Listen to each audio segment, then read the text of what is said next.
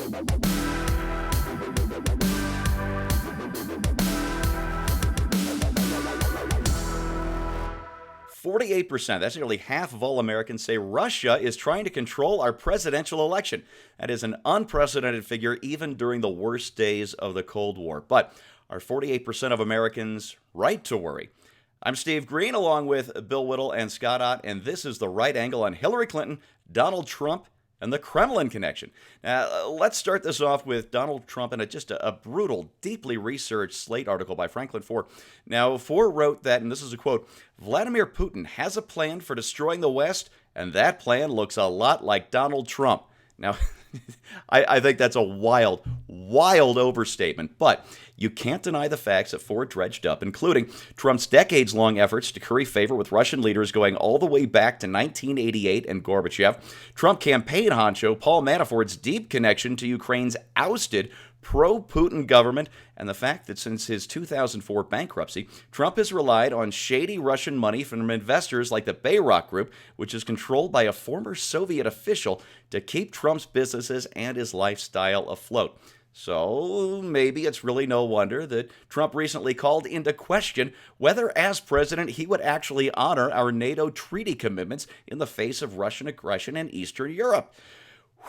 It's a hell of an article. I suggest you read it. Bill, I know you're a reluctant Trump supporter, but shouldn't our NATO allies be terrified of this guy in the White House? No, I think this is absolutely a tempest in a teapot here. You think so? Yeah. I do. What they are facing the fact that that Hillary Clinton has put top secret information on a server for not just the Russians, for anyone to have. Yeah. The Latvians have it, and so do the Laotians. So they're trying to get out of that, and they're trying, of course, the DNC email scandal and all of that other stuff. To say that an international financial billionaire who's got real estate holdings all around the world has a couple of strong financial ties to Russia, and therefore is a tool of Putin, is a pretty big stretch for me.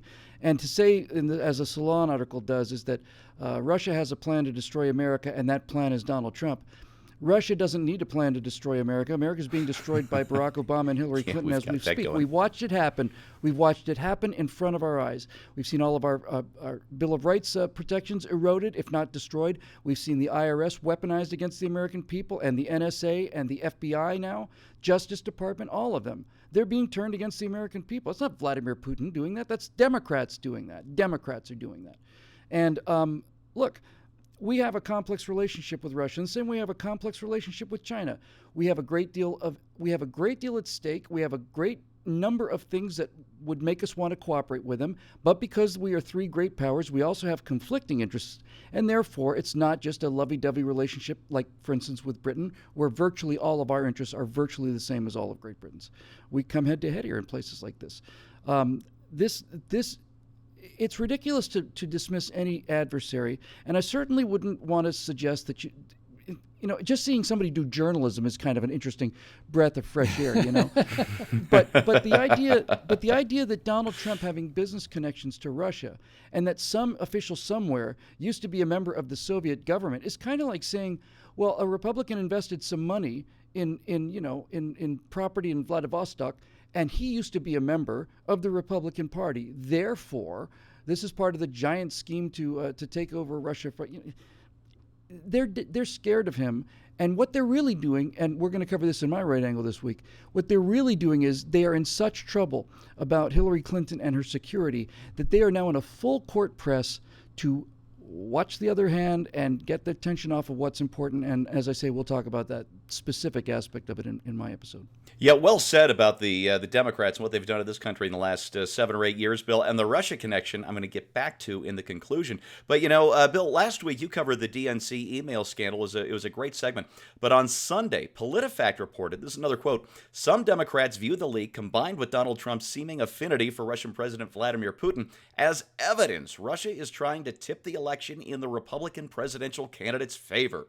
But here's what I think. If Russia really wanted to damage Clinton and tip this thing, they have a whole lot more dirt on her from hacked emails as Secretary of State, and even more dirt. Oh, yeah. And even more dirt hacked from the Clinton Foundation servers. It looks to me more like the Kremlin has dished out just enough to let Clinton know she's ready to be a blackmail president from day one. So, Scott, I know you won't vote for Trump, but isn't a president who might like Putin a little too much? Isn't that a better choice than a president who's under Putin's thumb? Yeah, I love this idea that we're caught between the Scylla and Charybdis of a president who might be influenced by Vladimir Putin and one who is owned by Vladimir Putin. 2016, baby, it's nothing but fun. Hey, don't go clarifying the issue, Scott. That's Sorry not going to about help that. anybody. Right? And in the defense of Mr. Trump, Donald Trump has a golf course in Scotland. And I have it on good authority from McAndrews that he's in the pocket of the Bruce, the kilt pocket, I tell you. I think that every country that he's in, I'm sure that he has connections. I'm not saying that this isn't opening himself up for corruption. It certainly is. But, who are we going to have? Chauncey Gardner as president of the United States? I mean, do we have to have somebody who's been, the Buddha living in a palace, a walled palace all his life?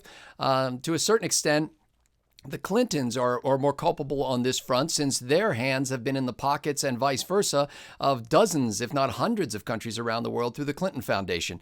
And so, far be it from me to defend Donald Trump, but I think what it made me think of immediately when people said, oh, Vladimir Putin or the Russians are manipulating the U.S. election. Remember how during the Cold War, we later found out, a decade later, we found out that all of the things that we thought that the Soviet Union was capable of were almost all overestimates.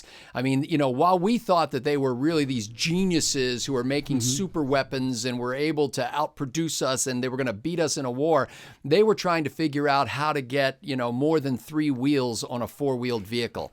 So they were... their whole system is dysfunctional, and I guarantee you that Vladimir Putin is sitting there with a cup of vodka in his Dachau and going, you know what? I'll let them believe that I'm pulling the strings here because it makes me look powerful. But meanwhile, he's trying to keep his house of cards erect. Yeah. First of all, just two things. First It's of all, Daca, not Dachau. Sorry about that. Dacha. Yeah, I was going to say it's not. He's not sitting in his Dachau. That would. Yeah. Sorry about that. That's a German issue. The thing I wanted to take exception with just very quickly is Scott said, there may be some corruption here, and Donald Trump doing businesses with the Russians is not corruption. That's Correct. business. That's business because it's voluntary and because it's not using state power and it's not using state money.